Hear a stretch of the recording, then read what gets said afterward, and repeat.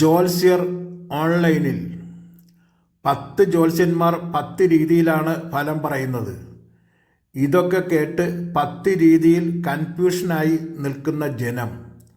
ഉദാഹരണത്തിന് എ എന്ന ജ്യോത്സ്യൻ ഉത്രട്ടാതി നക്ഷത്രത്തിന് ചിങ്ങമാസത്തിൽ ശുക്രദശയാണെന്ന് പറയുമ്പോൾ ബി എന്ന ജ്യോത്സ്യൻ്റെ പ്രവചനം ശനിയുടെ ദൃഷ്ടി പതിക്കുന്നത് കൊണ്ട് അരിഷ്ടത എന്നായിരിക്കും. എന്നാൽ സി എന്ന ജ്യോത്സ്യൻ്റെ വചനം ഉത്രട്ടാതി നക്ഷത്രത്തിന് ഗുണദോഷ ഫലം എന്നാണ്.